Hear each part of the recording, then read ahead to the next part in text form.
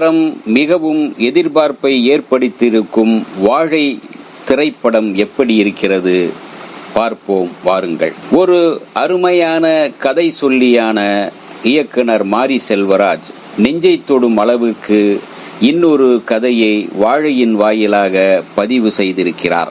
தன்னுடைய வாழ்வில் நடந்த சில சம்பவங்களையும் 1999 ஆண்டில் தூத்துக்குடி மாவட்டத்தில் நடந்த ஒரு துயரம் மிகுந்த சம்பவத்தையும் அடிப்படையாக வைத்து வாழையில் கிராமத்து பழைய சோறு ஊறுகாய் கறிக்குழம்புடன் படைத்திருக்கின்றார். திருநெல்வேலி மாவட்டத்தில் ஒரு கிராமத்தில் தினக்கூலி வேலை செய்யும் விவசாய குடும்பத்தைச் சேர்ந்தவன் சிவானந்தன்.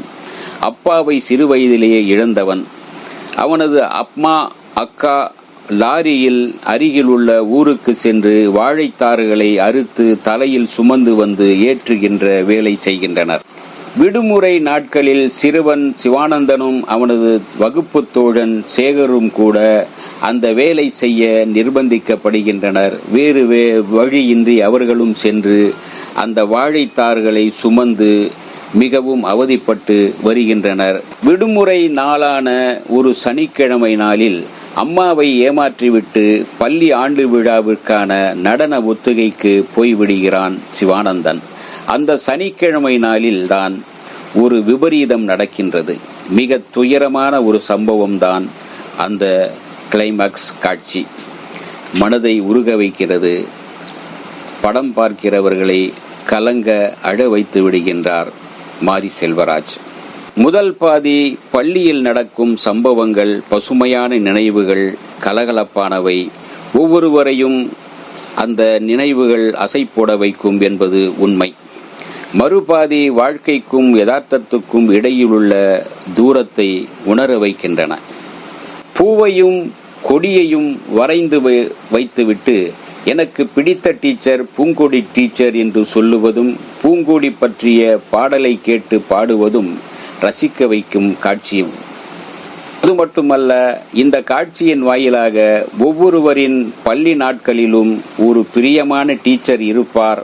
அதை நினைத்து அசை போட வைத்து விட்டார் மாரி செல்வராஜ். எனக்கும் என் பள்ளி டீச்சர் கீதா நினைவுக்கு வந்தார். இப்படி என்னுடைய நண்பர்களும் சிலர் தங்களுடைய டீச்சர் நினைவுக்கு வந்ததாக அந்த படம் பார்த்தவர்கள், பத்திரிகையாளர்கள் சொன்னதை கேட்டு ரசிக்க முடிந்தது. மாணவர் டீச்சர் காதலோ என்று அவசரமாய் நினைப்பவர்களுக்கு இல்லை என்பதை இன்னொரு காட்சியின் உரையாடலில், டீச்சர் நீங்க ரொம்ப அழகு, என் அம்மாவை போல அழகு, என் அக்காவை போல அழகு என சொல்லும் இடத்தில் ஒவ்வொருவருக்கும் டீச்சர் மீது உள்ள பிரியத்தை, குடும்பத்தை தாண்டி தனக்கு அன்பான ஒரு பிடிப்பு, ஆதரவு ஒரு டீச்சரின் வடிவில் இருக்கிறது என்பதை உணர வைக்கின்றது அந்த காட்சி.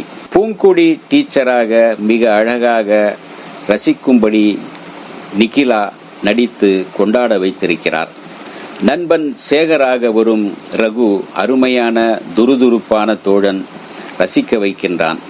மாஸ்டர் பொன்வேல் சிவானந்தன் பாத்திரத்தை உள்வாங்கி சிறப்பாக செய்து கைத்தட்டலை பெறுகின்றான். அம்மாவாக வரும் ஜானகி அப்படியே அம்மாவின் அந்த கதாபாத்திரம் மிகவும் உருகவும் வைக்கின்றது. ஒரு அம்மாவினுடைய கஷ்டம், அம்மாவினுடைய வலி, வேதனை அத்தனையும் உணர வைக்கின்றது.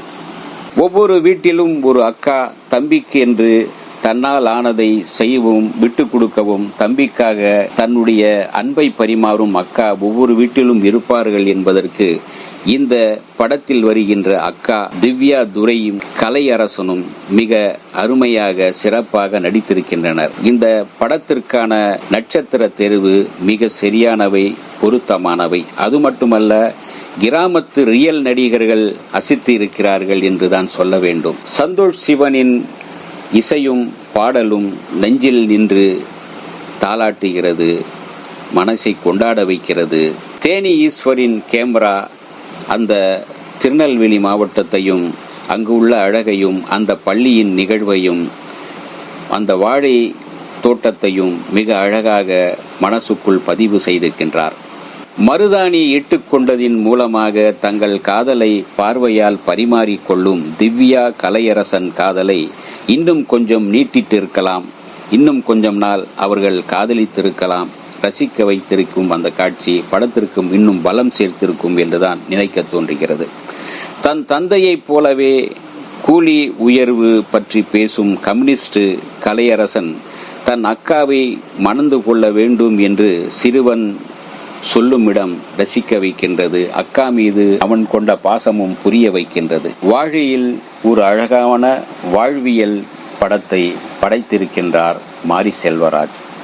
முதல் பாதி ரசிக்கவும் சிரிக்கவும் கொண்டாடவும் வைத்தவர் கிளைமாக்ஸில் படம் பார்க்கிறவர்களை உருக வைத்து விடுகின்றார்.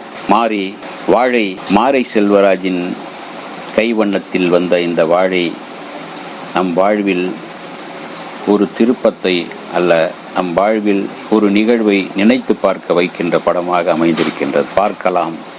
இந்த வீடியோ உங்களுக்கு பிடிச்சிருந்தா லைக் பண்ணுங்க, ஷேர் பண்ணுங்க, கமெண்ட் பண்ணுங்க, சப்ஸ்கிரைப் பண்ணுங்க, மறக்காம பெல் ஐகானை கிளிக் பண்ணுங்க.